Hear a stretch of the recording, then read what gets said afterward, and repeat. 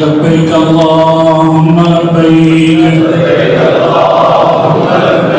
لبيك لا شريك لك لبيك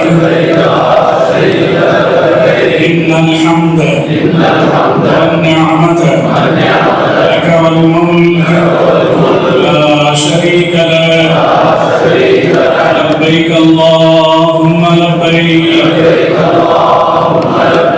لبيك لا شريك لك لبيك إن الحمد والنعمة لك والملك لا شريك لك لبيك اللهم لبيك لبيك لا شريك لك لبيك إن الحمد والنعمة لك والملك لا شريك لك.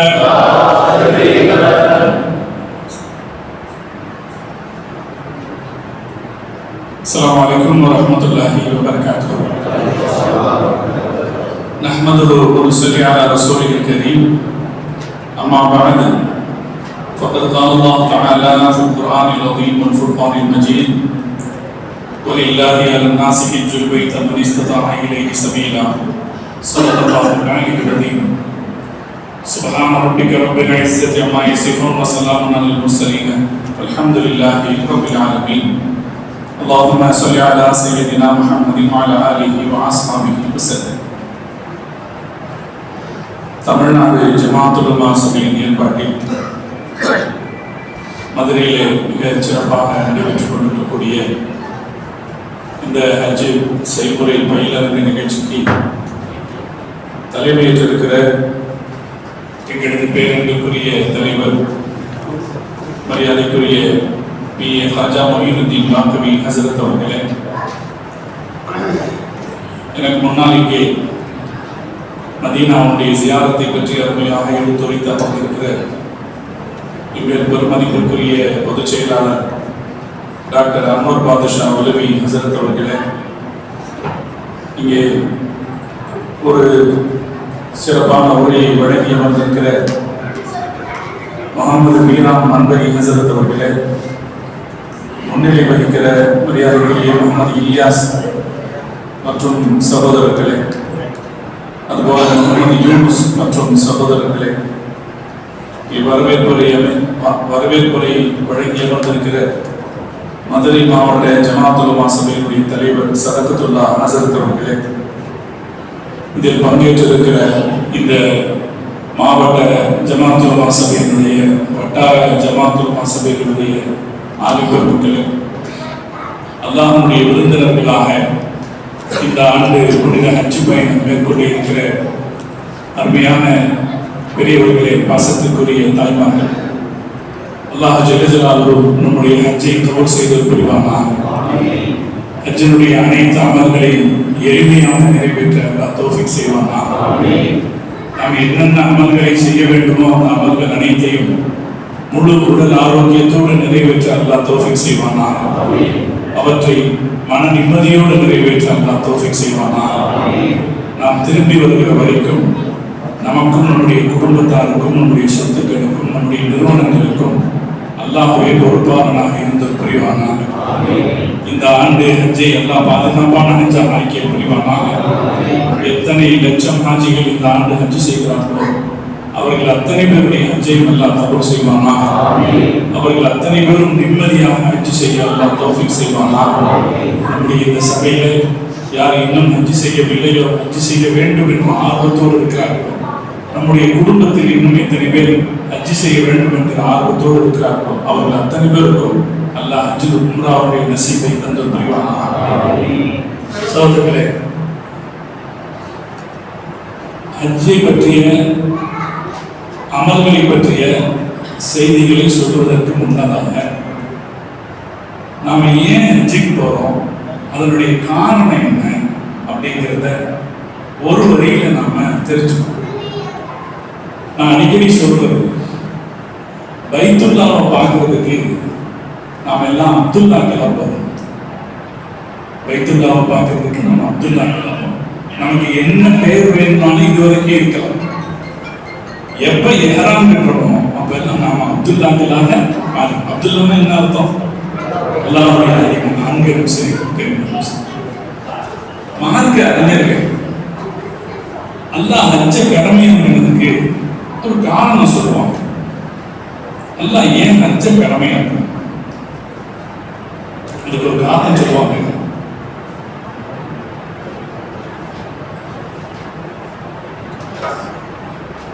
ஹஜ்ஜுனா என்ன அர்த்தம்? ஹஜ்ஜுடைய பிரதான அமல் என்ன? அரஃபா மைதானத்துல நம்ம நிக்கிறது, கொஞ்ச நேரம் நிக்கிறது தான் ஹஜ்ஜுடைய பிரதான அமல். அந்த பிரதான அமல் எதை நமக்கு நினைவூட்ட வேண்டும் என்றால், நாளை மஹ்ஷரில் நாம் இப்படித்தான் அல்லாஹ்வுடைய முன்னிலையில் நிற்க போகிறோம் என்பதை நினைவூட்டுவதுதான் ஹஜ்ஜுடைய உள்ளார்த்தமான நோக்கம் என்று அறிஞர்கள் சொல்வார்கள். அரபியில அது இப்படி வரும். அன்னான் சயமூதுன வயகிஃபூன பைன யதை ரப்பிஹிம். ஒரு காலம் வரும், இன்னைக்கு நம்ம நின்னுட்டு போயிடுவோம். எவ்வளவு நேரம்? லுஹர்ல இருந்து மக்ரிப் வரைக்கும் நின்னுட்டு போயிடுவோம். இதுக்கப்புறம் நம்ம சகஜமா வாழ்ந்துருவோம். ஆனா நாளைக்கு மஹ்ஷர்ல அல்லாஹ்வுடைய முன்னிலையில ஒரு நேரம் நிற்க வேண்டியது வரும். அந்த நிலை சராசரியான நிலை இல்லை. அந்த நிலையில நாம ஜெயிச்சாதான் நமக்கான நிலையான வெற்றி. அதுல தோத்து போயிட்டோம்னா நாம நிரந்தரமா தோத்து போனவங்களாக ஆயிடுவோம். அந்த மஹ்ஷரில் நிற்கிற நிலையை இந்த உலக வாழ்க்கையில் அனுபவத்தில் உணர்ந்து கொள்கிற ஒரு ஏற்பாடு தான் ஹஜ். அதனால அல்லாஹ்வுடைய அடிமையா வாழ போறோம் அப்படிங்கிற ஒரு மனப்பக்குவத்துக்கு நம்மை நாம் தயார்படுத்திக் கொள்ள வேண்டும். அதனாலதான் அல்லாஹ் ஹஜ்ஜை பத்தி பேசும்போது அல்லாஹ்ன்ற வார்த்தையை முதல்ல சொல்லுவான். வலில்லாஹி அலன்னாஸி ஹஜ்ஜுல் பைத் மன் இஸ்ததாஅ இலைஹி சபீலா. அல்லாஹ்வுக்காக தொழுங்க அப்படின்னு சொல்லும் போதெல்லாம் தொழுகை அல்லாஹ்ங்கிற வார்த்தை பின்னால இருக்கும். ஹஜ்ஜை பத்தி சொல்லும் போது அல்லாஹ் என்ன சொல்றான்? முதல்ல அல்லாஹ்வுக்காக ஹஜ் செய்யுங்க. அப்படி சொல்றதனுடைய காரணம் என்னன்னா, இதுல மக்கள் நிறைய பேரு மயக்கத்துக்கு ஆளாகி ஒரு பெருமைக்கு ஹஜ் செஞ்சுட்டு வந்துவாங்க. அவங்கள்ட்ட என்ன இருக்கும்னா, போயிட்டு வந்தோங்கிற பயணம் மட்டும்தான் இருக்கும். ஹஜ்ரத் உமர் ரலியல்லாஹு அன்ஹுடைய காலத்துல நிறைய பேர் ஹஜ்ஜுக்கு வந்தாங்க. ஏன்னா உமர் ரலியல்லாஹு அன்ஹுடைய காலத்துல இஸ்லாம் பெரிய அளவில் வளர்ச்சி அடைந்தது. நான் சொல்லும் போதெல்லாம் என் மனசும் நாக்கும் மணக்கும். 22.5 லட்சம் மைல்களுக்கு அவர்கள் ஆட்சி செய்தார். 22.5 லட்சம் கிலோமீட்டர். இது ஒரு சதுர கிலோமீட்டர் அல்ல, 22.5 லட்சம் கிலோமீட்டர். அவங்க அத்தா அவர் எப்பவும் திட்டுவார், ஒட்டகம் கூட உனக்கு மேய்க்க தெரியாதவனேன்னு திட்டுவார். உமர் ரலியல்லாஹு அன்ஹு ஒட்டகம் கூட மேய்க்க தெரியாதவர் என்கிற ஏச்சுக்கு ஆளான உமர் ரலியல்லாஹு அன்ஹு பிற்காலத்தில் 22.5 லட்சம் கிலோமீட்டர்களில் அரசாட்சி செய்தார். இப்ப நிறைய நாடுகள் அவருடைய கட்டுப்பாடுகள். அந்த நேரத்தில் ஹஜ்ஜுக்கு அதுவரைக்கும் இல்லாத மக்கள் கூட்டம் கூட்டமா வந்திருந்தாங்க. உமர் ரலியல்லாஹு அன்ஹு ஒரு மேட்டுக்கு மேல நின்று அந்த கூட்டத்தை பார்க்கிறாங்க. பார்த்து கொண்டிருக்கிற போது பக்கத்தில் இருந்தவர் சொன்னார், கம்மினல் ஹஜ்ஜாஜ், எவ்வளவு ஹாஜிகள் வந்திருக்காங்க அப்படின்னு ஆச்சரியத்தோட சொன்னார். உமர் ரலியல்லாஹு அன்ஹு பெரிய அறிவார். அவர் சொன்னாரு, கம்மினல் ஹுஜ்ஜாஜ் அப்படின்னு சொல்லாதீங்க, கம்மின் ராக்கிபின், எவ்வளவு பயணிகள் வந்திருக்கிறார்கள் சொல்லுங்க. வந்தவங்கள்ல நிறைய பேர்கிட்ட ஹஜ்ஜுடைய சிந்தனை இல்ல, ஒரு பயணம் செய்யற சிந்தனையில வந்திருக்காங்க அப்படின்னு ஹஜ்ரத் உமர் ரலியல்லாஹு அன்ஹு சொன்ன வார்த்தை நமக்கெல்லாம் எப்போது ஞாபகத்தில் இருக்க வேண்டிய ஒரு வார்த்தை. நாம பயணியா இருக்கணுமா ஹாஜியா இருக்கணும்? சொல்லுங்க. இப்ப ஹாஜி ஆகணும்னு நினைச்சா தாய்மார்களும் சரிதான். ஹாஜி ஆகணும்னு நினைச்சா நாம அப்துல்லாக்களா இருக்கோம். நம்ம அல்லாஹ்வுடைய அடிமையாக இந்த 35 நாள் அல்லாஹ்வுடைய பயணத்துல அல்லாஹ்வுடைய அடிமையா வாழ போறோம்.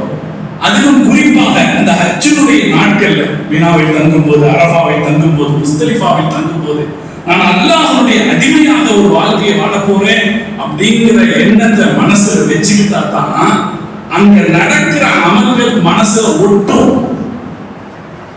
என்ன செய்யறோம் அப்படிங்கிறது குறிப்படும்.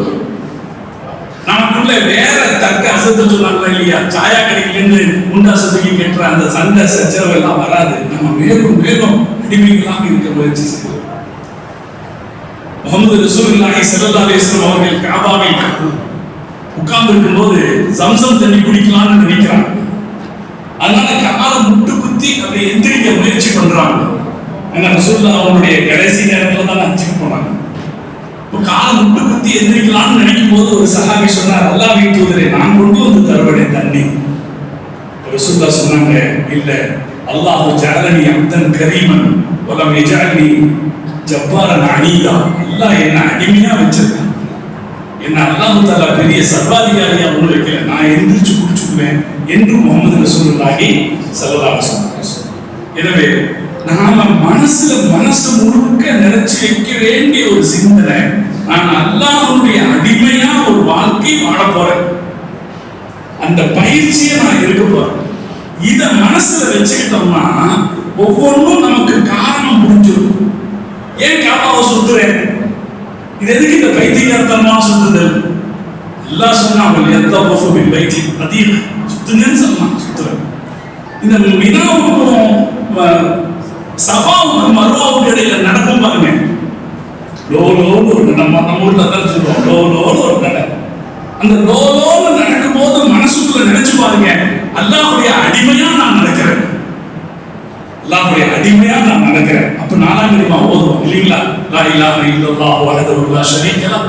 ஒரு தடவை அதோடைய அர்த்தத்தை படிச்சுக்கங்க.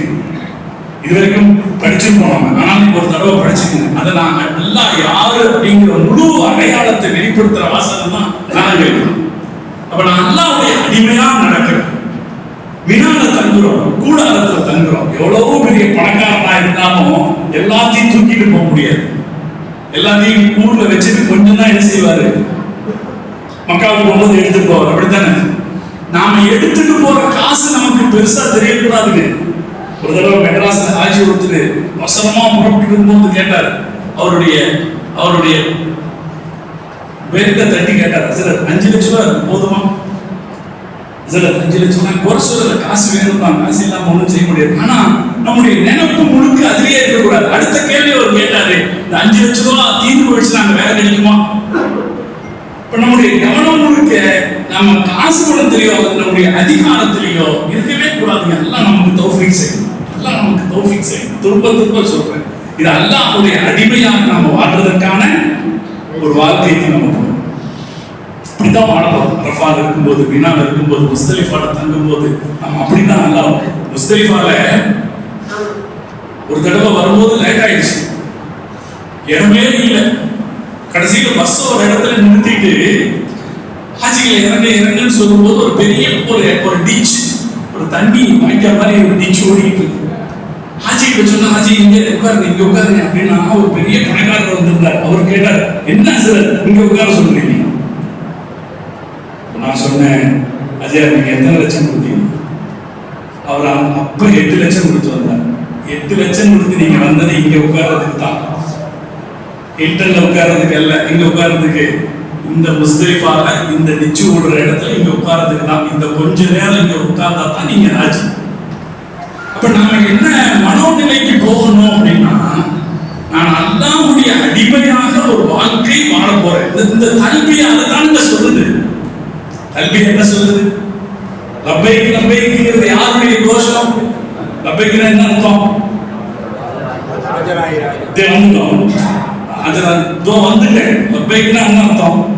வந்துட்டேன். நீங்க உங்ககிட்ட வேலை செய்யக்கூடிய ஒரு மேனேஜரை அப்துல் கரீம் அப்படின்னு கூப்பிட்டீங்கன்னு வைங்க, அவர் சொல்ல மாட்டார். அவர் முன்னாடி நின்று சார் அப்படின்னாரு. உங்ககிட்ட ஒரு பியூன் இருக்காரு, சத்தார்னு ஒரு பேரு, அவரை சத்தார்னு கூப்பிடுறீங்க நீங்க, அவர் என்ன செய்வாரு? உங்க குரலை கேட்ட உடனே வந்துட்ட சார் அப்படின்பாரு. மேனேஜர் அங்கிருந்து சத்தம் போட மாட்டாரு, ஆனா பியூன் என்ன செய்வாரு? வந்துட்ட சார் அப்படின்பாரு. லப்பைக்ங்கிறது அடிமையின் வாசகம். நாம் அணிந்திருக்கிற இஹ்ராம் இருக்கு பாருங்க, இந்த இஹ்ராம் யார் போடுற ட்ரெஸ்? ஒண்ணும் வேணாம், நீங்க இஹ்ராம் போட்டுட்டு அவாய் செருப்பு போட்டு உங்க வீட்டுக்கு முன்னால நின்று கொஞ்ச நேரம் வீட்டை அண்ணாந்து பாருங்க, நம்ம ஃபகீர் சாவா நிக்கிறது புரியும். இந்த கீழே ஒரு துண்டு, இந்த ஒரு மலையாளத்துல ஒரு பாட்டு வந்திருக்கு சமீபத்தில். இந்த எஹராம் எப்படிப்பட்டது தெரியுமா? எஹராம் அணிஞ்ச பிறகு உன் முடி கூட உனக்கு சொந்தம் இல்லை, உன் முடி கூட உனக்கு சொந்தம் இல்லை. அதனால நாம் இயல்பாக புரிந்து கொள்ள வேண்டியது, அல்லாஹ்வுடைய அடிமையாக வாழ்வதற்கான ஒரு பயிற்சிக்கு தான் நம்ம எங்க போறோம். மற்ற எல்லா சிந்தனைகளையும் தூர ஒதுக்கி வைத்து விட வேண்டும். அல்லாஹ் தௌஃபீக் செய்வாங்க. அதனால இந்த சிந்தனையை அடிப்படையில் வச்சுங்க அல்லாஹ்வுடைய அடிமையா வாழ்றோம். மஹ்ஷருக்கு முன்னாடி நாளைக்கு அல்லாஹ்வுடைய முன்னிலையில் போய் நிக்கணுமா இல்லையா? அதுக்கு முன்னால ஒரு முன்னேற்பாடாக நம்ம போய் இந்த அனுபவத்தை பெற்றுக்கொள்ள போறோம் அப்படிங்கிறத நினைவில் வையுங்கள். அல்லாஹ் தௌஃபீக் செய்வானாக. உங்களுக்கும் எனக்கும் என்னை போல யாரெல்லாம் நம்மை போல யாரெல்லாம் வச்சுட்டு வருகிறார்களோ அவர்கள் அத்தனை பேருக்கும் அல்லாஹ் தஆலா இந்த நல்ல உணர்வை தந்துருவாங்க. இந்த நினைப்பை மனசுல வச்சுக்கிட்டீங்கன்னா நாம செய்யற ஒவ்வொரு காரியத்துக்கான தத்துவமும் புரியும், எப்படி நடக்கணுங்கிற பக்குவமும் வந்துடும். ரெண்டும் வந்துடும். ஏன் செய்யணுங்கிற தத்துவமும் புரிஞ்சிடும், எப்படி நடந்துக்கணும் அப்படிங்கிற பக்குவமும் புரிஞ்சிடும். சகோதரிகளுக்கும் சொல்லுவேன், சகோதரிகளும் அப்படித்தான். பேருக்காக பெருமைக்காக வச்சுக்க போறதில்லை, அல்லாஹ்வுடைய அடிமைகளாக வாழ்ந்து நடப்பதற்கு வச்சுக்க போறோம். அதனால எந்த பெருமையும் இதுல வேணாம். ஜனங்க ஹாஜின்னு சொல்லுவாங்க, சொல்லிட்டு போட்டோம். அல்லாஹ் என்ன செய்யணும்? நம்மள ஹாஜின்னு அல்லாஹ் ஒத்துக்கணும். அல்லாஹ் நம்மள ஹாஜி. எங்க உஸ்தாதுமார்கள் இருக்காங்க, சில பேர் எத்தனை ஹஜ்ஜுக்கு போனேன்னு கேட்டா சொல்ல மாட்டாங்க. கேட்டா எத்தனை ஹஜ்ஜை அல்லாஹ் கபூல் செஞ்சான்னு யாருக்கு தெரியும்? எத்தனை ஹஜ்ஜை அல்லாஹ் கபூல் செஞ்சான்னு அது தெரியும். எண்ணிக்கை அதிகமாக இருந்து என்ன பிரயோஜனம் அப்படின்னு கேட்பாங்க. அதனால சகோதரர்களே, நாம நம்முடைய ஹஜ்ஜு கபூல் ஆவதற்கும் அடிப்படையில் என்னன்னா நம்முடைய நீயத்தை நாம பரிசுத்தமாக வைத்துக் கொள்ள வேண்டும். அல்லாஹ் தௌஃபீக் செய்வானா. சரி, அப்புறம் ஹஜ்ஜுக்காக நம்ம 35 நாள் 30 நாள் நாம ஒதுக்கி இருந்தாலும் கூட நீங்க எல்லாரும் கேள்விப்பட்டிருப்பீங்க, ஹஜ்ஜி என்பது 5 நாளில் நடைபெறக்கூடிய ஒரு வணக்கம். ஹஜ்ஜினா என்ன? தூக்கத்தில் எப்ப கேட்டாலும் நீ சொல்லணும். ஹஜ்ஜினா என்னங்க? 5 நாட்களில் நடைபெறக்கூடிய ஒரு வணக்கம். நாம விரும்பினால் இதை 6 நாள் வணக்கமாக ஆக்கிக் கொள்ளலாம். சுருக்கமா 5 நாள் வச்சுக்கோமே. ஹஜ் என்பது 5 நாட்களில் நடைபெறக்கூடிய ஒரு வணக்கம். துல்ஹஜ் 8, நான் சொல்லும்போது நீங்களும் சேர்ந்து சொல்லுங்க. துல்ஹஜ் 10, 11, 12, பின் 5 நாட்களில் நடைபெறக்கூடிய ஒரு வணக்கம். 5 நாட்கள்ல என்ன செய்வோம்? இஹ்ராம் கட்டிக்குவோம். முதல்ல என்னன்னு சொல்லிடுறேன். என்ன செய்வோம்? ஹஜ்ஜுக்கு இஹ்ராம் கட்டிக்குவோம். அதே போல ஒரு தவாஃப் செய்வோம். ஹஜ்ஜுக்கு ஒரு தவாஃப் செய்வோம். ஒரு சை இருக்கு, தவாஃபுக்கு பின்னாடி ஒரு சை செய்வோம். 3 மைதானங்கள்ல தங்குவோம். அப்படின்னா அரஃபா, முஸ்தலிஃபா. அசர் சொன்ன மாதிரி நீங்க ஏற்கனவே நிறைய பிராக்டிஸ்ல இருக்கீங்க, நிறைய கிளாஸ்ல அட்டெண்ட் பண்ணிருக்கீங்க. 3 மைதானங்கள்ல தங்குவோம். ஷைத்தான கல்லடிப்போம். முடிவு குர்பானி கொடுப்போம். முடி வெட்டிப்போம். இதுதான் ஹஜ். நான் சொன்னது மனசுல இதுல எது ஃபரது வாஜிபு அப்படிங்கறத நம்ம நினைவுல வச்சுக்கணும். ஹஜ்ஜுடைய ஃபரது ஹனஃபி மذஹபை பொறுத்த வரைக்கும் பெரும்பாலும் ஹனஃபிகள் தான் இருக்குங்கிறதுனால ஹஜ்ஜுடைய ஃபரதுன்னு சொல்றது 2 தான் சொல்லுவாங்க. இஹ்ராமையும் சேர்த்துக்கலாம், 3 ஃபரதுன்னு வச்சுக்கலாம். இஹ்ராம் வந்து ஷரத்து, ஆனா நம்ம அதை ஒரு நமக்கு மக்கள் பாஷைக்கு அதையும் ஃபரதுன்னு வச்சுக்கலாம். 3 ஃபரது. 1 இஹ்ராம் கட்டுறது, 2வது அரஃபால தங்குறது, 3வது ஹஜ்ஜுடைய தவாஃப் செய்யறது. ஹஜ்ஜுடைய தவாஃபுக்கு தவாஃப் ஜியாரா அப்படின்னு பேர். இது ஒரு பழக்கத்தில் இருக்கிற பாஷை, நமக்கு இது ஞாபகத்தில் இருக்கு. ஹஜ்ஜுடைய தவாஃபுக்கு என்ன பேர்? தவாஃப் ஜியாரா அப்படின்னு பேர். இந்த 3 ஃபர்து. ஃபர்துனா என்ன நமக்கு தெரியுமா இல்லைங்களா? ஃபர்து விட்டா அந்த அமல் செய்யறதுதான் ஆகாது. மனசுல சுறுசுறுக்கமா வச்சுக்கோங்க. இது 3 ஃபர்து. ஒரு 5 வாஜிபுகள். சை செய்யறது வாஜிபு. முஸ்தலிஃபால தங்குறது வாஜிபு. அதே போல ஷைத்தான கல்லடிக்கிறது வாஜிபு. அதே போல மொட்டை அடிக்கிறது வாஜிபு. முத்தமத்தியாக தமத்து முறையில் ஹஜ் செய்யறது, குர்பானி கொடுக்கிறது வாஜிபு. இல்லைன்னா தவாஃபுல் விதா வாஜிபு. ஒரு 5 வாஜிபு. 3 ஃபர்து. இதுல தர்த்தீபாக செய்யணும். எதை எப்படி செய்யணுமோ அந்த வரிசை முறைகளையும் செய்யணும். அதையும் கவனத்துல வச்சுக்கணும். இது ஃபர்து வாஜிபுகளை பத்தி நாம தெரிஞ்சு கொள்ள வேண்டிய விஷயம். அப்பதான் கரெக்டா செய்ய முடியும் ஒரு விஷயம். ஃபர்து வாஜிப். அதே போல மினாவில் தங்கி இருப்பது சுன்னத். மினாவுல ஐயாமு தஷ்ரீக்குடைய நாட்கள்ல தங்கி இருக்கும். 11, 12, 13 தங்கி இருக்கக்கூடிய அது சுன்னத்.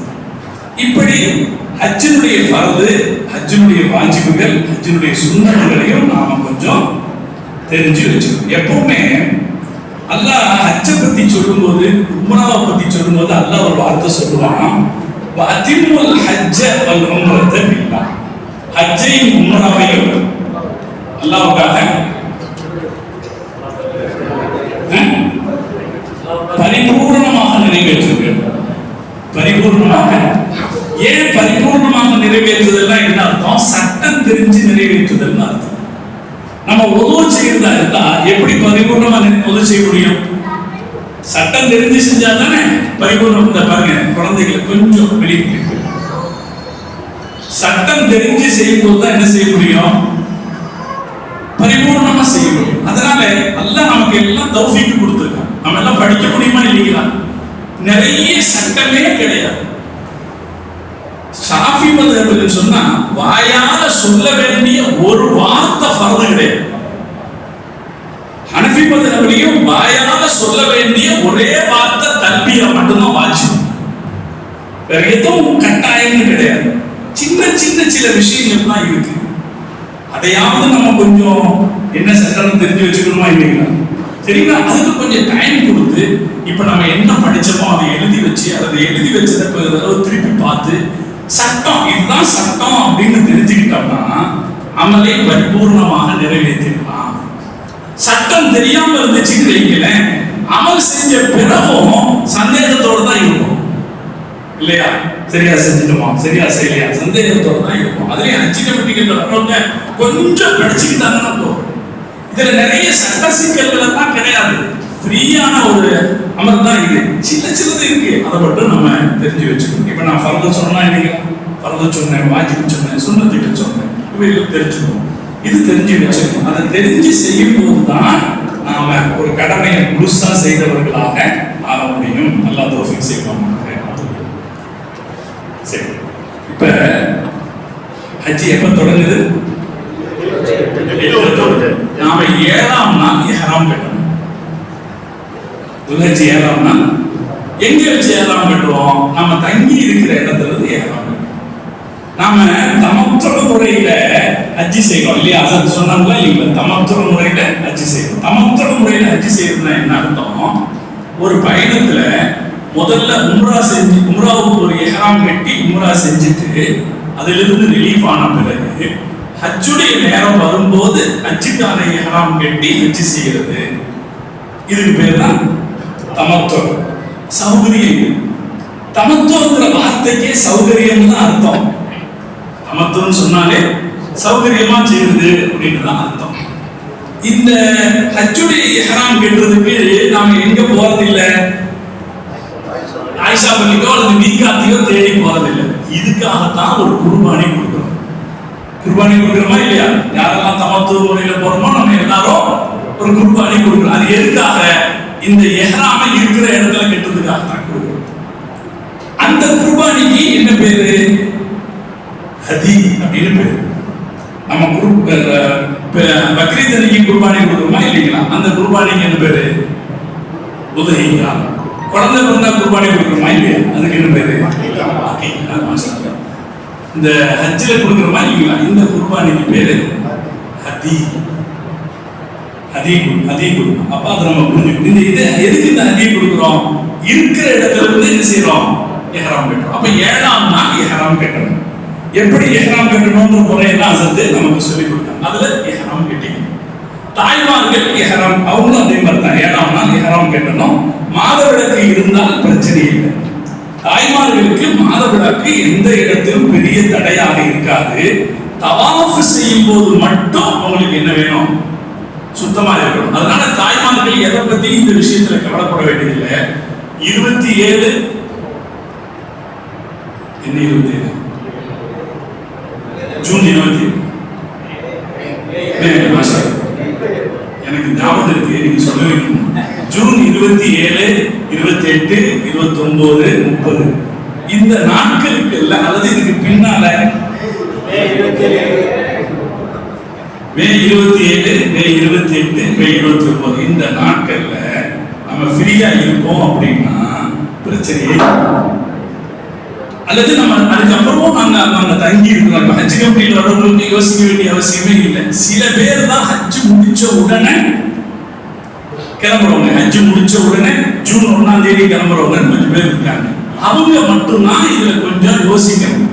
இந்த நாட்களுக்குள்ள அவங்க இந்த தவாஃபை செய்யணும். அந்த மாதிரி எத்தனாம் தேதியிலிருந்து 27, 28 இந்த நாட்களுக்குள்ள நாம சுத்தமா இருக்க முடியாதுன்னு இருந்தா அவன் ஒரு டாக்டர்கிட்ட அட்வைஸ் கேட்டுட்டு என்ன செய்துக்கலாம், அதை நிறுத்துறதுக்கான மாத்திரை அல்லது தள்ளி போடுறதுக்கான மாத்திரையை சாப்பிட்டுக்கலாம். இல்லைன்னா அதை பத்தி அவங்க கவலைப்பட வேண்டிய தேவையே இல்லை. அரபால தங்குறதுக்கு சுத்தமா இருக்கணும்ன்ற அவசியம் இல்லை, மினால தங்குறதுக்கு சுத்தமா இருக்கணும்ன்ற அவசியம் இல்லை, சைத்தானை கண்டடிக்கிறதுக்கு சுத்தமா இருக்கணும்ன்ற அவசியம் இல்லை. அதனால இதை பத்தி அவங்க டென்ஷன் ஆக வேண்டிய தேவையில்லை. ஆனா இஹ்ராமுக்காக குளிக்கிறது சுன்னத்து. இஹ்ராமுக்காக ஹைதுடைய பெண்களும் கூட இஹ்ராமுக்காக குளிக்கிறது சுன்னத்து. சுத்தமாக முடியாதுன்னா கூட என்ன செஞ்சுக்கலாம், புரிஞ்சுக்கலாம். அப்ப எப்படி இஹ்ராம் கட்டணும்ன்ற நடைமுறையை அசத்து சொல்லிட்டாங்க. நியத்து வைக்கும் போது அல்லாஹும்ம இன்னி உரீதுல் ஹஜ்ஜ ஃபதகப்பல்ஹு மின்னி வயஸ்ஸிர் லி, அல்லாஹ் நான் ஹஜ் செய்ய நினைக்கிறேன், அதை நீ கபூல் செய்வாயாக எனக்கு லேசாக்கு அப்படின்னு நியத்து வச்சு தல்பியா சொல்லணும் இல்லைங்களா. தல்பியா தாங்க அழகு. இந்த அமலுடைய அழகே எதுங்க, தல்பியா தான். இஹ்ராம்ல 3 சுன்னத் இருக்கு. ஒண்ணு தல்பியா சொல்றது, இரண்டாவது ரசூலுல்லாஹ் மேல ஸலவாத் சொல்றது, மூணாவது துஆ கேட்கிறது. இது இஹ்ராமுடைய சுன்னத். இஹ்ராம்ல இருக்கிறோம்ன்றதுக்கான அடையாளமே இந்த 3 தான். தல்பியா சொல்லிக்கிட்டே இருக்கணும். தல்பியா தெரியுமா இல்லைங்களா? கோரசா சொன்னா தான் தெரியும், தனியா சொன்னா தெரியாதுங்கிறது தேசிய கீதத்துக்கு வேணா பொருந்தும், எதுக்கு பொருந்தாது இல்லைங்களா? தேசிய கீதம் பாட சொன்னா எல்லாரும் சேர்ந்து பாடுவோம், ஆனா தனியா பாட சொன்னா பாட தெரியாது. இதுல அப்படி இருக்கக்கூடாது. நமக்கு எல்லாம் என்ன செய்யணும், நாமெல்லாம் இது நம்முடைய அமலை நாம் அழகுபடுத்துவது. நம்முடைய அமலை நாம் அழகுபடுத்துவது. தல்பியாவுடைய இன்னொரு சிறப்பு என்னன்னா, நம்முடைய அமல்களை அது லேசாகும். சகோதரர்களே, இது ஒரு கஷ்டமான வணக்கம் தான். must be prepared. நாம கொஞ்சம் ப்ரிப்பேர்டா தான் இருக்கணும். தாய்மார்களையும் சொல்றேன், நாம கொஞ்சம் ப்ரிப்பேர்டா தான் இருக்கணும். ஒரு மலையில ஏற போறதா இருந்தா என்ன செய்வோம், அதுக்கான ப்ரிப்பரேஷன் எல்லாம் செய்வோமா இல்லையா? அதே போல இதுல ப்ரிப்பரேஷன் எல்லாம் செய்திருக்கு, தேவையான ப்ரிப்பரேஷன் எல்லாம் செய்யணும். நடைபயிற்சி செய்துக்கணும். ஒரு தடவை நாங்க 24 கிலோமீட்டர் நடந்தோம் ஒரே நாள். பயப்படுத்தல. ஆனா இதுக்கு ஒரு கஷ்டத்துக்கு தயாரா இல்லாம போனோம்னா ரொம்ப சங்கடப்பட்டுரும். அதனால நம்ம ப்ரிப்பேர்டா இருக்கணும். சில இடங்கள்ல எல்லாம் நமக்கு கியூல நின்று பழக்கமே இருக்காது. அதுலேயும் நம்முடைய தாய்மார்களுக்கு வீட்டில் பாத்ரூம் கியூல நின்று பழக்கமே இருக்காது. அங்க வினால போனா, அரஃபால போனா, முஸ்தலிஃபால போனா கொஞ்சம் கியூல நிற்க தான் வேணும், கொஞ்சம் நடக்கத்தான் வேணும். அதுக்கான ப்ரிப்பரேஷன் ரெடியா இருக்கணும். மற்ற விஷயங்கள்ல அவங்ககிட்ட சொல்றது, இவங்ககிட்ட சொல்றது நல்லா, மற்ற விஷயங்கள்ல கவனம் செலுத்துவதை விட இதுல கவனமாக இருப்பது சிறப்பானது. அதனால நம்ம இன்ஷா அல்லாஹ் 7ஆம் தேதி துல்ஹஜ் 7ஆம் நாள் ஹஜ்ஜுக்கு இஹ்ராம் கட்டிட்டா தல்பியா சொல்லிக்கிட்டே இருக்கணும். தல்பியா சொல்லி முடிச்ச உடனே ரசூலுல்லாஹ் மேல ஒரு ஸலவாத் சொல்லணும். ரசூலுல்லாஹ் மேல ஒரு ஸலவாத் சொல்லிட்டு ஒரு துஆ கேட்கிறது சுன்னத். துஆக்கு சாதாரணமா எந்த துஆவும் கேட்கலாம். ஒரு துஆவுடைய அறிஞர்கள் சொல்லி தருவாங்க. அல்லாஹும்ம இன்னி அஸ்அலுக ரிலாக வல் ஜன்னா வ அஊது பிக மின் சுக்திக வன்னார். யா அல்லாஹ், உன்னுடைய பொருத்தத்தையும் சொர்க்கத்தையும் எங்களுக்கு தருவாயாக, நரகத்தை விட்டு உன் கோபத்தை விட்டு எங்களை பாதுகாப்பாயாக. இது எல்லாமே நீங்க கவனிச்சு பாத்தீங்கன்னா தெரியும், நாம ரப்பனுடைய அடிமைன்றதுக்கான அடையாளம் தான் இல்லைங்களா? இது எல்லா வாசகமும் அப்படித்தான் இருக்கும். அதனால இஹ்ராம்ல இந்த 3 சுன்னத்தை நம்ம கடைபிடிப்போம். யாரும் ஒருத்தர் சொன்னாதான் நாம சொல்லுவோம் இருக்கக்கூடாது. நாம சொல்லி அவங்க சொல்லட்டும்னு நினைக்கணும், அல்லது நமக்கு நாமே சொல்லிக்கணும். நம்ம முயற்சி இப்ப நம்ம 7ஆம் நாள் இஹ்ராம் கட்டிட்டோமோ அப்ப ஒரே தல்பியா இருக்கும். இப்ப எல்லாம் என்ன செய்யறாங்கன்னா அந்த ராத்திரியே கூட்டிட்டு போயிடுவாங்க. 8ஆம் நாள் மினால இருக்கும். 8ஆம் நாள் பொறுத்தவரை வரைக்கும் 8ஆம் நாள் மினால இருக்கும். நம்மள ராத்திரியே கூட்டிட்டு போயிடுவாங்க. காலையில தான் கிளம்பணும்னு கிதாபுகள்ல இருக்கும். ஆனா இப்போ உள்ள சௌகரியம் சமயத்துல அவங்க நம்ம எப்ப கூட்டிட்டு போறாங்களோ அப்ப நம்ம போயிட வேண்டிய மீனால இருப்போம். 8ஆம் நாள் எந்த இபாதத்தும் கிடையாது, ஜஸ்ட் ரிலாக்ஸ். அதுக்கு அடுத்த நாள் ஹஜ்ஜுடைய நாள். அந்த ஹஜ்ஜுடைய நாளுக்கு ப்ரிப்பேர்ட் ஆகுறது மானசீகமாக நம்மளை தயார்படுத்திக்கிறதுக்கு, மற்றபடி நம்ம ரெடி பண்ணிக்கிறதுக்கான நாள் தான் 8ஆம் நாள். 8ஆம் நாளைக்கு யௌமுத் தர்பியா, தண்ணீர் சேகரிக்கிற நாள் அப்படின்னு. அப்படின்னா என்ன அர்த்தம்? ப்ரிப்பரேஷனுக்கான நாள் அர்த்தம். ஹஜ்ஜுக்காக தயார்படுற. வேற எந்த இபாதத்தும் கிடையாது. எங்க கூடாரத்தில் இருக்க வேண்டியது, நேரத்துக்கு தொழுக வேண்டியது, பக்துக்கு தொழுக வேண்டியது, குரான் ஆயத்து வருது, குரான் ஓதலாம், இந்த தல்பியாவை அதிகமாக சொல்லலாம், ரசூலுல்லாஹ் மேல அதிக ஸலவாத் சொல்லலாம், இஸ்திக்ஃபார் நிறைய செய்யலாம். 8ஆம் நாள் இப்படி கிடைச்சிருக்கு. அங்க என்ன நடக்கும்னா, இந்த ரூம்ல இருக்கிற மாதிரி இல்லைங்களா, ரூம்ல இருக்கும்போது 5 பேர் 6 பேரா இருப்போம், 4 பேர். இந்த கூடாரத்துக்கு வரும்போது எத்தனை பேர் இருப்போம்? குறைஞ்சது 50-60 பேர் இருப்போம். 5 பேர் 6 பேரா இருக்கும்போது ஒரு 2 நாள்ல பேசுறதெல்லாம் பேசி முடிச்சிருவோம். இந்த 50 பேர் சேரும் போது அவங்க என்ன இருக்கும்? அப்புறம் நீங்க என்ன வியாபாரம் செய்றீங்கன்னு ஆரம்பிச்சாருன்னு வைங்களேன், அவ்வளவுதான். பேச்சுனே இருக்கும். யார் வேண்டுமானாலும் எப்படி வேண்டுமானாலும் இருந்து விட்டு போகட்டும், நாம் அல்லாஹ்வுடைய அடிமையான ஒரு வாழ்க்கைக்கு வந்திருக்கிறோம்னு நினைச்சு அல்லாஹ் தௌஃபீக் செய்வான். எவ்வளவு தூரம் கொஞ்சம், நான் ரொம்ப நேரம் அப்படித்தான் இருக்கிறது, கொஞ்சம் அந்த பயபக்தியோட இருந்துட்டா அடுத்தடுத்த காலையில நல்லா பேச. நான் உங்ககிட்ட சொல்றேன், நீங்க இன்ஷா அல்லாஹ் உங்களுக்கு எந்த இறைநேசர்கள் பிடிக்குதோ, வலிமார்கள் பிடிக்குதோ, உஸ்தாத்மார்கள் பிடிக்குதோ, அவங்க மேல ஒரு யாசீன் ஓதி துஆ செஞ்சிருங்க. இந்த காரியங்களை எல்லாம் எங்களுக்கு லேசா. மினால தங்குறது, மினால அரஃபாவுக்கு போறது, அரஃபாவுக்கு முஸ்தலிஃபாவுக்கு வர்றது, அதுக்கப்புறம் திரும்பி சைத்தான கல்லடிக்கு வர்றது, திரும்ப தவாஃபுக்கு போயிட்டு வர்றது, எல்லாமே கொஞ்சம் முயற்சி எடுத்து செய்ய வேண்டிய வேலை தான். நல்லா லேசா. அதனால நீங்க மினால இருக்கீங்களா இல்லைங்களா? மினால இருக்கும்போது ரசூலுல்லாஹ் மேல, சஹாபாக்கள் மேல, பத்ர் சஹரா, உங்களுக்கு யாரை பிடிக்குதோ அவங்களுக்காக ஒரு யாசீன் ஓதி துஆ செஞ்சுட்டு, அல்லாஹ் இதெல்லாம் எங்களுக்கு லேசாக்கி வை அப்படின்னு கண்ணீர் விட்டு கேட்டுருங்க. அதுக்கு எதை பயன்படுத்தலாம்? இந்த 8ஆம் நாளை பயன்படுத்தலாம். அல்லாஹ் தௌஃபீக் செய்வான். அப்ப 7ஆம் நாள் இஹ்ராம் கட்டிட்டோம். ஆண்கள் பெண்கள் எல்லாம் எப்படி இஹ்ராம் கட்டுறோமோ அதை இஹ்ராம் கட்டிட்டோம். ஹஜ்ஜுடைய நியத் வச்சு இஹ்ராம் கட்டிட்டோம். 8ஆம் நாள் எங்க இருப்போம்? மினால இருப்போம். இந்த இபாதத்து இருக்கா? இல்லை. மினால ஒரு பள்ளிவாசல் இருக்கு, மஸ்ஜித் ஹைஃப் அப்படின்னு ஒரு பள்ளிவாசல். ரசூல் ஸல்லல்லாஹு அலைஹி வஸல்லம் தொழுத ஒரு பள்ளிவாசல் இருக்கு. எப்பவாவது அங்க போய் தொழுத முடிஞ்சதுன்னா போய் தொழுதுக்கலாம். வாய்ப்பு கிடைச்சா போய் தொழுதுக்கணும், ஆசைப்படணும். அங்க போய் தொழுதுக்கணும்னு ஆசைப்படணும். இந்த 5 நாள் மட்டும் திறந்து இருக்குது. அது ஒரு பள்ளிவாசல். நம்ம கூடாரத்திலேயே இருந்துகிட்டு இருந்தோம்னா போக முடியாது. முயற்சி எடுத்தா என்ன செய்யலாம்? போகலாம். சில நேரத்துல போறதுக்கு அவங்க சில கட்டுப்பாடுகள் வச்சிருப்பாங்க. யாரையாவது தெரிந்த ஒருத்தர் வச்சு போய்கிறது நல்லது. இப்ப ஏன்னா இது தெரியாம போயிடக்கூடாது இல்லையா, அதுக்காக சொல்றேன். மற்ற ஒவ்வொரு இடத்துலயும் ஒவ்வொரு பள்ளிவாசல் இருக்கு. அங்கெல்லாம் போய் தொழுதவே மாட்டோம். பள்ளிவாசலை பார்க்கறதுக்கே சில நேரத்துல நேரம் கிடைக்காது. பள்ளிவாசல்ல தொழுகிறதுக்கு வாய்ப்பு கிடைக்கிற ஒரே பள்ளி மஸ்ஜித் ஹைஃப் பள்ளிவாசல். அல்லாஹ் நமக்கு தௌஃபீக் செய்வான். சரி, இப்ப 8ஆம் நாள் ஃபுல்லா அங்க இருந்துருவோம். 9ஆம் நாள் அரஃபா மைதானத்துக்கு போகணும். அரஃபா மைதானத்துக்கு நம்மளை 8ஆம் நாள் ராத்திரியே கூட்டிட்டு போயிடுவாங்க. அரஃபா மைதானத்துக்கு வந்துடும். அரஃபாவில் தங்குவது தான் ஹஜ்ஜினுடைய ஃபர்து. ஹஜ்ஜினுடைய ஃபர்து. இதுல காலையிலிருந்து லுஹர் வரைக்கும் நமக்குரிய நேரம், நமக்கு நம்மளுடைய ஓன் டைம். நீங்க குளிக்கலாம், ஹனஃபி மذஹப்ல குளிக்கிறது சுன்னத்து, அதனால குளிக்கலாம், தாராளமா குளிக்க முடியும். இஹ்ராமுடைய உடையில தான் இருப்போம். நம்ம சோப்பு எடுத்து போட்டுறக்கூடாது. சும்மா மேல தண்ணி ஊத்திக்கிறது, குளிக்கணும்னு நினைச்சா குளிக்கலாம். ஒரு சுன்னத்து தான். முடிஞ்சா செய்யலாம், இல்லைன்னா விட்டுடலாம். தாய்மார்கள் அந்த கூட்டத்தில் இருந்து முடியலன்னா விட்டுடலாம். குடிக்கணும்னா நம்ம காலையில நேரமா முயற்சி செஞ்சோம்னா சீக்கிரமா குடிச்சிட்டு வந்துடலாம். காலை நேரம் நம்முடைய தூங்கணும்னு நினைச்சீங்களா தூங்கிக்கலாம். காலையிலிருந்து மதிய லுஹர் வரைக்கும் நம்முடைய நேரம். அரஃபாவுடைய நேரம் எப்ப ஆரம்பிக்குது? லுஹர்ல இருந்து சூரியன் உச்சியிலிருந்து அகன்றதிலிருந்து அரஃபாவுடைய நேரம் ஆரம்பிக்குது. நம்ம புரிஞ்சுக்கணும். அரஃபாவுடைய நேரம் ஆரம்பிக்குது. அதில் சிறப்பான நேரம் என்னன்னா, சூரியன் உச்சியிலிருந்து அகன்றதிலிருந்து மக்ரிப் வரைக்கும். இந்த நேரம் தான் அரஃபாவுடைய நேரம். அந்த நேரத்துல கொஞ்சம் சில நிமிஷங்களாவது ஒரு ஆளு அரஃபா மைதானத்துல தங்கி இருந்து வெளியே போயிட்டாருன்னா அவர் ஹாஜி ஆயிடுவார். ஆனா அந்த 9ஆம் நாள் மட்டும்தான். 9ஆம் நாள்ல லுஹருக்கு பின்னே, இந்த லுஹருக்கு பின்னால் இருந்து மக்ரிப் வரைக்கும் இருக்கிற நேரம் நாம அல்லாஹ்வுக்காக தர வேண்டிய நேரம். நான் ரப்பை தேடி நான் நிற்கிறேன் என்று நாம் நிற்க வேண்டிய இதுல தொழுகிறது ஒண்ணு இருக்கு, லோகராசன் தொழுகிறது இருக்கு. உங்க டென்ட்ல எப்படி தொழுகிறாங்களோ அதுக்கு ஏத்த மாதிரி தொழுதுங்க. அதுல கன்ஃபியூஸ் ஆயிடாங்க. நான் ரொம்ப தெளிவா சொல்றது எப்போதுமே ஹஜ்ஜுக்குன்னு போறதுன்னா முன்னாலேயே முடிவு செஞ்சிருக்கேன். நான் அதுவும் சுன்னத்து வல் ஜமாஅத்தின் படி இந்த ஹஜ்ஜை நிறைவேற்றுவேன், ஹனஃபி மذஹபின் படி இந்த ஹஜ்ஜை நிறைவேற்றுவேன், அல்லது ஷாஃபி மذஹபின் படி இந்த ஹஜ்ஜை நிறைவேற்றுவேன் அப்படின்னு தீர்மானம் பண்ணிருக்கேன். தீர்மானம் பண்ணிட்டு அதுக்கு ஏற்றபடி நடந்துக்கு. ஏன்னா அங்கேயும் குழப்பம் பண்றதுக்கு ஆளுங்க இருப்பாங்க.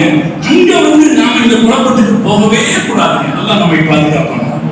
ஒரு அசரத்து நமக்கு இப்படி நாம எந்த மதம் இருக்கிறோமோ அந்த மதத்தில் இருக்கிற அசரத்தை இப்படி சொல்லி கொடுத்தாலும் அதை ஃபாலோ பண்ணிடும்.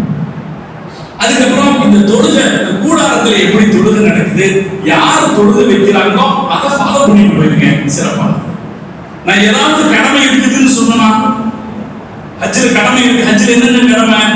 அரபால தங்கி இருக்கிறது. தங்குதல்னா என்னங்க அர்த்தம்? உட்கார்ந்து எந்திரிக்கிறது அவ்வளவுதான். தங்குதல்னா என்ன அர்த்தம்? உட்கார்ந்து எந்திரிக்கிறது. எப்ப இருந்து படுக்கக்கூடாது, தூங்கக்கூடாது, மக்ரூஹ். அதனால யாராவது தூங்கினா கூட எழுப்பி. அது என்ன நேரம்? அல்லாஹ் இடத்துல துஆ செய்யறது. வேற ஏதாவது இபாதத் இருக்கா? இபாதத் இல்லை. சில சின்னத்துகள் இருக்கு, சில சுன்னத்துகள் இருக்கு. சூரத்துல் ஹஷ்ர் அப்படின்னு குர்ஆன்ல சூரத்துல் ஹஷ்ர் ஓதுறது சுன்னத்து. நான் சொல்லிட்டேன் உங்களுக்கு, இது மஹ்ஷர் மாதிரி ஒரு நேரம். அதனால சூரத்துல் ஹஷ்ர்னு குர்ஆன்ல 28வது ஜுஸுல சூரத்துல் ஹஷ்ர்னு ஒரு ஹஷ்ர் அது ஓதலாம். அது ஒரு சுன்னத்து. நாலாம் கலிமாவை நிறைய ஓதிக்கலாம். ஒரு 100 தடவை நாலாம் கலிமாவை ஓதிக்கலாம். அது ஒரு சுன்னத்து. ரசூலுல்லாஹ் மேல ஸலவாத் 100 தடவை சொல்லிக்கலாம். அது ஒரு சுன்னத்து. குல் ஹுவல்லாஹ் சூரா 100 தடவை சொல்லிக்கலாம். அது ஒரு சுன்னத்து. ஒரு குறிப்பிட்ட அமல்னு ஒண்ணு இல்லை. சில திக்ர் தஸ்பீகளை செஞ்சுட்டு ரப்பிட்ட கையேந்த என்ன சில துஆக்கள் இருக்கிறது, அரஃபாவில் கேட்டால் மாத்திரமே அது ஏற்றுக்கொள்ளப்படும். அதனால என்ன அர்த்தம்னா, நீங்க அரஃபால எந்த துஆ கேட்டாலும் அல்லாஹ் ஏற்றுக்குவான். அரஃபால பெரிய தப்பு என்னன்னா, நான் கேட்கிற துஆவை அல்லாஹ் ஏத்துக்க மாட்டான்னு ஒருத்தர் நினைச்சாருன்னா அதுதான் பெரிய பாவம். அல்லாஹ் தம்பி பெரிய பாவம். நான் கேட்கிற துஆவை அல்லாஹ் ஏத்துக்க மாட்டான்னு நினைச்சா பெரிய பாவம். அதனால இன்ஷா அல்லாஹ் எல்லா துஆவையும் நம்ம கேட்போம். என்னெல்லாம் கேட்கணுமோ எல்லாம் கேட்போம். ஏதாவது எழுதி வச்சுக்கணுமா? நம்ம கிட்ட ஆளுங்க சொல்லுவாங்கன்னா இல்லைங்களா, எனக்கு அது இப்படி நம்மளுடைய பிடிக்காத எதிரி கூட நம்மளோட சொல்லுவார். அதனால சம்பந்தம் இல்லாதவங்க கூட என்ன சொல்லுவாங்க, இதற்காக இப்படி துஆ செய்யுங்கன்னு சொல்லுவாங்க. நம்ம மேல இருக்கிற மரியாதையில சொல்றது இல்லை. நம்ம எந்த இடத்துக்கு போறோமோ அந்த இடத்துல மரியாதையில சொல்றோம். அங்க கேட்டா கிடைக்கும். என் வாழ்க்கையில பல அனுபவங்கள் இருக்கிறது. ஒரு அரஃபாவில் கேட்ட துஆ அடுத்த அரஃபாவுக்குள்ளே நிறைவேறி இருக்கிறது என்பதுதான் என்னுடைய தனிப்பட்ட என்னுடைய அனுபவம் மட்டுமல்ல, பல லட்சக்கணக்கான மக்களுடைய அனுபவம். அதனால எல்லாம் ஏதாவது முக்கியமா சில விஷயங்கள் சொல்லியிருந்தாங்கன்னா எழுதி வச்சுக்கணும். அங்க வச்சு ஞாபகப்படுத்தி கேட்போம். அல்லாஹ் தஆலா நம்ம கேட்கிற துஆவை நமக்கு தருவான். அவங்களுக்காக கேட்டாலும் அந்த நன்மையும் அல்லாஹ் நமக்கு தரும். எல்லாருக்காகவும் நம்ம துஆ கேட்போம். துஆ உட்கார்ந்து நின்று கூடாரத்துக்கு உள்ள இருந்து வெளியில வெயில்ல நின்று துஆ கேட்கறது. இந்த துஆ கேட்கறது தான் என்னங்க ஹஜ்ஜினுடைய அமல். அல்லாஹ் இடத்துல அது துஆ கேட்கிறதுங்கிறத விட நாம புரிஞ்சுக்கிறது தான் என்னோட ரப்போத்தை இருக்கான், நான் அவனுடைய அடிமை, நான் இந்த கம்பெனிக்கு, இந்த உலகத்துல நான் இந்த கம்பெனிக்கு சிஇஓவா இருக்கலாம், இந்த உலகத்துல நான் இந்த ஊருக்கு கவுன்சிலராக மினிஸ்டராக இருக்கலாம், இந்த உலகத்துல எனக்கு பெரிய குடும்பம் அந்தஸ்து அதெல்லாம் இருக்கலாம். ஆனா அல்லாஹ்வுக்கு நான் உஸ்தாது சொல்லி கொடுத்து செய்யறது, ஒவ்வொரு தடவையும் அரஃபாவை இஹ்ராம் கட்டிட்டு வெளியில கொஞ்ச நேரம் நிற்பேன். வெளியில கொஞ்ச நேரம் கையை கட்டிட்டு நிற்பேன். வானத்தையும் பார்த்துட்டு மக்களையும் பார்த்துட்டு நீ சுற்றுவத்தாரையும் பார்த்துட்டு நிற்பேன். நான் யாரு? என்கிட்ட எதுவுமே கிடையாது. என்கிட்ட எதுவுமே கிடையாது. நான் சாதாரண எல்லாம் வச்சிருக்கிறது யார் தான்? ரப்பு தான் வச்சிருக்கேன். நான் ரப்புடைய பொருத்தத்தை பெற்றால் தான் என் வாழ்க்கையில் ஈடேற்றம் இருக்கிறது. ரப்புடைய ரிதா பொருத்தம் கிடைச்சாதான் என் வாழ்க்கையில் எல்லாம் இருக்கு. அந்த பொருத்தம் கிடைக்கலன்னா எல்லாம் இருந்தும் எதுவும் இல்லை. ரப்பே உன்னுடைய பொருத்தத்தை கொடு அப்படின்னு கேட்டு நீங்க சொல்லி கொடுத்தாங்க. அதை நான் கடைபிடிக்கிறது நான் உங்களுக்கு சொல்லுவேன். இது ஒரு வெத்து பயணம் இல்லை, சும்மா அடிச்சுட்டு வர்ற ஒரு பயணம் இல்லை, உணர்வு பூர்வமாக செய்ய வேண்டியது. அதனால அந்த அரஃபால இருக்கும்போது அல்லாஹ்வுடைய அடிமை அப்படிங்கிற உணர்வோட நம்ம தொஹர்ல இருந்து மகரிப் வரைக்கும் இருந்துட்டாவா ஹாஜியத். எப்ப ஏறாம் கிட்டணும், 7ஆம் நாள் ஏறாம் கிட்டணும், 9ஆம் நாள் ஹாஜி ஆயிட்டோம். நம்ம அல்லாஹ் நம்முடைய எல்லா பாவத்தையும் மன்னிச்சுட்டான். அப்புறம் அந்த மகரிபில் இருந்து மகரிபுக்கு பாங்கு சொல்ற வரைக்கும் அவங்க இருக்கணும், அல்லது அதுக்கு ஒரு சங்கு ஊதுவாங்க, அது வரைக்கும் அவங்க இருக்கணும். மகரிப் நேரம் உறுதியாகிட்ட பிறகுதான் அங்கிருந்து கிளம்பணும். பஸ்ல ஏற்கனவே சொன்னா கூட அந்த மகரிப் நேரம் வரைக்கும் அங்க இருந்துட்டு தான் நம்ம கிளம்பணும். அங்கிருந்து கிளம்பி முஸ்தலிஃபாவுக்கு வருவோம். மினா, முஸ்தலிஃபா, அரஃபா இப்படிதான் இந்த மைதானம் இருக்கும். மினா மக்கால இருந்து 7 கிலோமீட்டர்ல மினா, அங்கிருந்து 6 கிலோமீட்டர்ல முஸ்தலிஃபா, முஸ்தலிஃபால இருந்து 7 கிலோமீட்டர்ல அரஃபா இப்படிதான் இருக்கும். நாம மினால இருந்து எங்க போயிருப்போம், அரஃபாவுக்கு போயிருப்போம். திருப்பி வரும்போது மினால இருந்து முஸ்தலிஃபால, அரஃபால இருந்து முஸ்தலிஃபாவுக்கு வந்து சேரும். அல்லாஹ் லேசாக்கி வைக்கணும். ஏன்னா மகரிபுக்கு அப்புறம் கிளம்பிட்டா ஒரு தடவை நாங்க மகரிபு முடியறதுக்குள்ளேயே வந்து சேர்ந்துருக்கோம், இஷா பாங்கு சொல்றதுக்குள்ள வந்து சேர்ந்துருக்கோம். இன்னொரு தடவை 11 மணி நேரம் ஆயிருக்கு. ஃபஜ்ருக்கு 2 ரக்காத், 2 ரக்காத் தொழுகிறதுக்கு மட்டும் வாய்ப்பு கிடைச்சது. அந்த பஸ்ல ஏசி பஸ்ல உட்கார்ந்தோம், இறங்க விட மாட்டான். மொத்தம் எத்தனை கிலோமீட்டர், 6 கிலோமீட்டர் தான். அந்த கிலோமீட்டர் வரதுக்கு அவ்வளவு நேரம். எல்லாம் லேசாக்கி வைக்கலாம். அதான் சொல்றேன், இது கொஞ்சம் பயந்து செய்ய வேண்டிய ஒரு வணக்கம். நல்லா லேசாக்கி வைக்கணும், நல்லா லேசாக்கி வைக்கணும்னு போகணும். முஸ்தலிஃபாவுக்கு நம்ம வருவோம். முஸ்தலிஃபால ராத்திரி தங்குவோம்.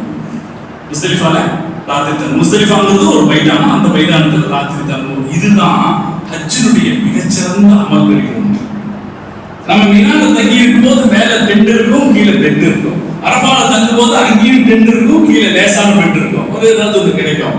முஸ்தலிஃபாவுக்கு வரும்போது ஒண்ணு இருக்காது, ஃபகீர் சாலாக நாம இருப்போம். மேல வானம் இருக்கும், கீழே தரை கடுமையாக சுடு. சில நேரத்துல மழை பெஞ்சிருக்கிற நேரத்துல சகதியா சசரன்னு இருக்கும், குளிர் அடிக்கிற நேரத்துல இருக்கும். அங்க படுக்கணும். அங்க படுத்திருக்கிற போது அந்த ராத்திரி உணரணும், நான் அல்லாஹ்வுடைய அடிமை, நான் அல்லாஹ்வுடைய அடிமை. என்கிட்ட எதுவுமே கிடையாது, எல்லாம் யார்கிட்ட இருக்கு, அல்லாஹ் கிட்ட இருக்கு அப்படிங்கிறது ஆணும் பெண்ணும் உணரணும். சும்மா ஏதோ ஒரு மயக்கத்துல போய் கொஞ்ச நேரம் படுத்துட்டு போக கூடாது. ஒரு மயக்கத்தை வாங்க உட்கார சொன்னாங்க, உட்கார்ந்து அங்க வச்சு நம்ம உணரணும், நான் அல்லாஹ்வுடைய அடிமையாக இப்படி உட்கார்ந்து இருக்கிறேன். நான் சொன்னோம், நீங்க நிச்சயம் பக்கத்துல உட்காரும் போது ஹாஜியார் கேட்டார், இங்க உட்கார சொல்லு. இங்க உட்கார்ந்துட்டு தான் இங்க வந்திருக்கோம். ஹஜ்ஜுக்கே போறது எங்க உட்கார்றதுக்கு தான். இந்த அரஃபாலையும் இந்த முஸ்தலிஃபாலையும் உட்கார்றதுக்கு தான் ஹஜ்ஜுக்கு போறது. நம்ம ஹில்டன் ஹோட்டல்லையோ வேற பெரிய லக்ஸரி ஹோட்டல்லையோ தங்குறதுக்கு என்ன செய்யறது, ஹஜ்ஜுக்கு போறதில்ல. இதுக்கு தான் போறோம். சோ இதுக்காக ப்ரிப்பரேஷனா போகணும். உடல் ரீதியாகவும் தயாராக இருக்கணும், புத்தி ரீதியாகவும் தயாராக.